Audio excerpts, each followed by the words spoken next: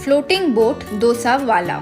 रांदेपुर नाम के गांव में नंदन नाम का डोसा व्यापारी हुआ करता था। नंदन अच्छा आदमी था और बहुत होशियार भी था।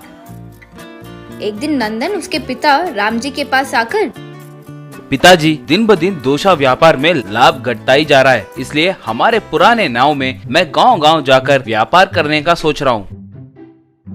लाभ का क्या है रे, हमारे निवेश के पैसे तो आ ही रहे हैं ना। देखते हैं दूसरा कोई व्यापार के बारे में भी सोचते हैं। हमारे दूसरे व्यापार के लिए अब निवेश के पैसे कौन देगा पिताजी? अब तक हमने जो उधारी नगेश से ली है वही नहीं चुका पाए। ठीक है रे, तुम्हारी मर्जी। नंदन अपना पुराना बोट रिपेयर करके नदी के किनारे उस पर डोसा बनाना शुरू किया।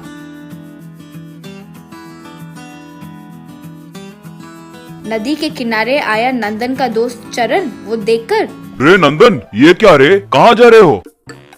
गरम गरम डोसा, एक डोसा 5 वरा। बोलो बनाओ क्या? क्या बात कर रहे हो रे, नाव पर डोसा क्या है? ठीक है, एक डोसा दो। चरण को डोसा देते हुए नंदन, रे, मैं गांव-गांव यूं बोट पर जाकर डोसा बेचूंगा। मैं आऊं जब तक पिताजी का ध्यान रखना।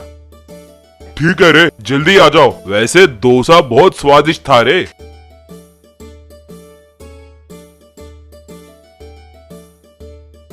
नंदन फिर बोट पर यूं गांव-गांव घूमकर डोसा बेचने लगा।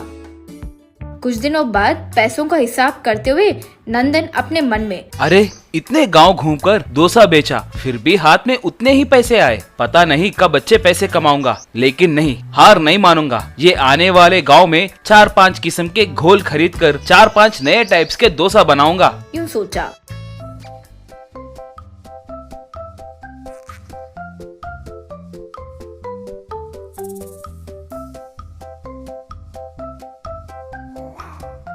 नंदन फिर वज्रेपुर नाम के गांव के नदी के किनारे वो बोट को रोककर डोसा बनाते हुए, डोसा माँ डोसा, अलग अलग नए किस्म के डोसे, आओ भाई आओ, यूं बेच रहा था। तो वहाँ एक व्यक्ति किशन आकर, क्यों भाई, कोई नए लगते हो? इस गांव में तुम्हें क्या काम आ पड़ा?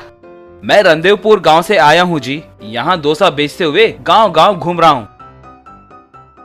ठीक है, एक डोसा दो। कितने का है एक? 5 वरा है भाई। बाप रे, 5 वरा।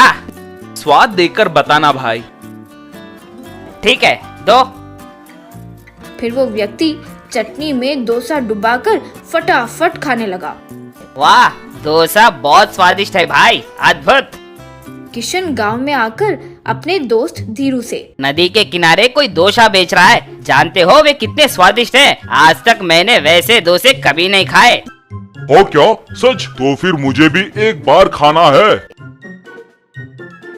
इस तरह कुछ देर में नदी के किनारे कई लोग आने लगे। नंदन डोसा बनाते जा रहा था और सब खाते जा रहे थे। इस बात के बारे में किले में राजकुमारी के सेवा करने वाले एक दूसरे से बात करने लगे। तुमने ये सुना क्या? नदी के किनारे कोई डोसा बेच रहा है। वो डोसा मैंने सुना है कि बहुत स्वादिष्ट है। हाँ, मैं अभी खा के आ रही हूँ, बहुत अद्भुत है।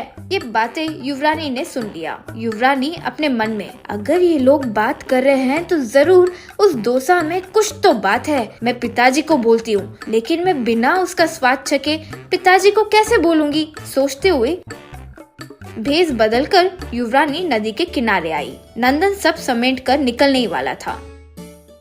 अच्छा सुनो डोसा वाले, और डोसा नहीं है क्या? आज बेचना पूरा हो गई जी। मुझे बहुत भूख लग रही है, एक डोसा बनाकर दोगे क्या?